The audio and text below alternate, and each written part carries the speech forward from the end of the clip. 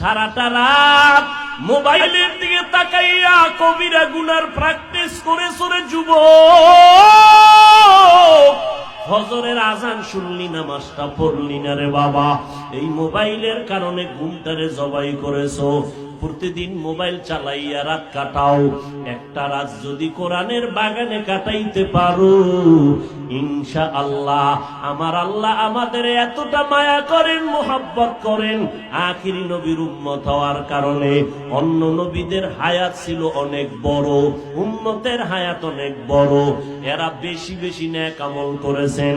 আমার নবী একদিন আফসোস করে বসে আছেন, ও আল্লাহ আমার হায়াত খুবই কম, আমার উম্মতের হায়াত খুবই কম, কিন্তু সম্মান দিছেন বেশি, নেক আমল করার টাইম কোথায়?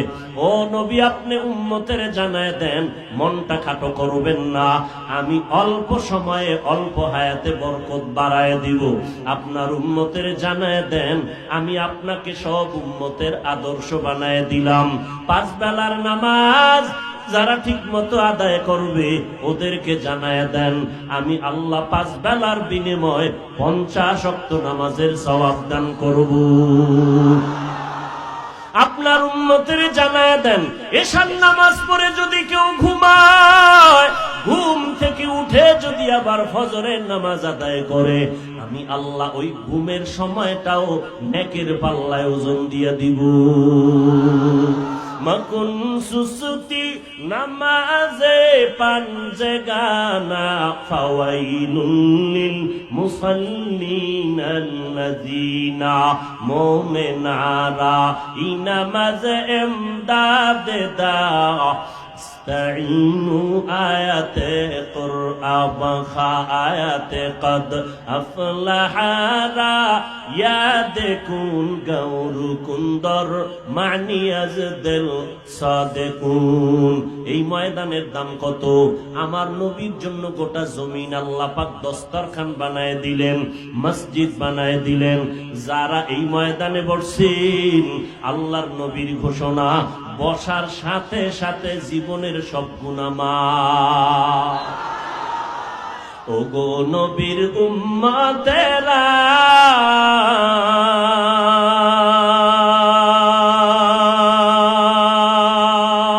হয়ে আজি দিশাহারা, কোরআন হাদিসের চলো যখন যাহা চায় মনে, নবী বিনে কি তরাবে পুসিরাত মিজানে, নবী বিনে কি তরাবে পুসিরাত মিজানে। ও নবীর উম্মতের দল, আল্লাহ নবীর মুহাব্বতে এত সম্মান আমাদের দান করেছেন। এরে নবীর আশিক, এই জমিনটা আল্লাহ মসজিদ বানায় দিয়েছেন, এই উম্মতের জন্য আল্লাহ এত বরকত দিয়েছেন। ও উম্মতেরা, তোমরা যদি এক রাতের ইবাদত করো, 1000 মাসের সওয়াব আল্লাহ দান করবেন। ওয়াজের প্যান্ডেলে আসছো, এতগুলো মানুষ যদি কোনো কোটিপতি বসাইয়া রাখতে চাইতেন, 500 করে টাকা দিব বলিয়া এই মানুষগুলো এখানে আনার জন্য তার 1 নাম্বার কাজ হতো ফ্রি গাড়ি দেওয়া, ভাড়া দেওয়া। না হয় একজন আল্লাহর বান্দা এখানে হাজির হতো না। দুনিয়ার কোটিপতি যাই যদি চাইতেন এখানে এতগুলো মানুষ আমি জমা করব, নাস্তার জন্য কত গরু না জবাই করা লাগতো, কত খাসি না জবাই করা লাগতো, ফাঁকে ফাঁকে নাস্তা দেওয়া লাগতো, বসার জন্য ভিআইপি বিছানা দেওয়া লাগতো নি? এতগুলো মানুষ নিয়ন্ত্রণের জন্য কত প্রশাসন, কত পুলিশ লাগতো। কিন্তু বান্দা আকল দিয়ে একটু চিন্তা করে তাকাও, এতগুলো মানুষ এখানে আসছেন, কাউকে জোর করে আনা হয় নাই, ভাড়াও দেওয়া হয় নাই, বরং অনেকের থেকে টাকা কোরআনের খেদমতের জন্য রেখে দেওয়া হয়েছে, ঠিক নি? কাউকে টাকা দেওয়া হয় নাই, নাস্তার তো খবরই নাই। ও আল্লাহর বান্দা, এখানে আসার জন্য সবাই আসছেন নিজের ইচ্ছায়, কেউ টাকা খরচ করে, কেউ পায়ে হেঁটে। বসার বিছানাটাও তেমন কোয়ালিটি পূর্ণ না, এরপরও কে ভিআইপি, কে ছোট, কে বড়, কে ধনী, কে গরিব, কে আলেম, কে মূর্খ, কোনো ভেদাভেদ নাই। নিয়ন্ত্রণের জন্য কোনো বাহিনী নাই। এতগুলো মানুষ একবারে চুপচাপ বসে আছেন, একটা আওয়াজ নাই, এতটাই নীরব। এই মুহূর্তে যদি কারো মোবাইলে কেউ কল দেয়, মাথাটা গরম হয়ে যাবে, ঠিক নি? কল আসছে কেটে দিবে, আবার কল দিলে কেটে দিবে, আবার যদি কল দেয় কেটে দিবে। 3 বার কেটে দেওয়ার পরে এমন কোন আহাম্মক 4 বারের মতো আবার দেয়, মাথাটা নোয়াইয়া রিসিভ করে বলবে 3 বার কাটলাম, আবার ফোন দিলেন, আপনি কে? আমার কল দিবেন না, সাবধান। আল্লাহ না করুক যদি ম্যাডাম দিয়া ভালায়, তো আজকে রাত্রে ওর খবর আছে, ঠিক নি? একটু চিন্তা করো রে মুমিন, সারা রাত বয়ান শুনে কি লাভ হবে? একটু চিন্তা করো। আল্লাহ গরু, ছাগল, ভেড়া, বকরি, পশুকে আকল দেন নাই ভালো মন্দ যাচাই করা। হেদায়াতের জন্য বেশি বয়ান লাগে না।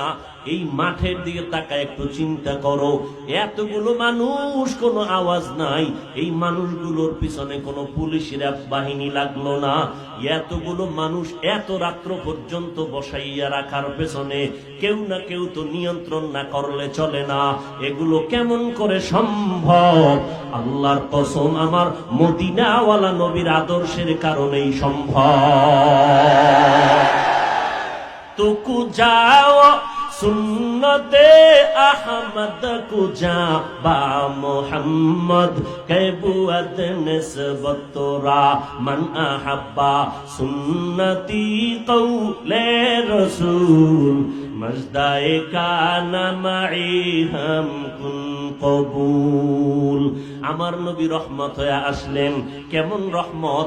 আমার নবী নারীদের জন্য রহমত, আমার নবী পুরুষের জন্য আলাদা করে রহমত, আমার নবী মানুষের জন্য যেমন রহমত, আমার নবী জিনদের জন্য তেমন রহমত, আমার নবী ফেরেশতাদের জন্য আলাদা করে রহমত, আমার নবী রুহের জগতের জন্য রহমত, আমার নবী কবর জগতের জন্য রহমত, আমার নবী হাসরের ময়দানের জন্য রহমত, আমার নবী জান্নাতের বাগানের জন্য বড় রহমত।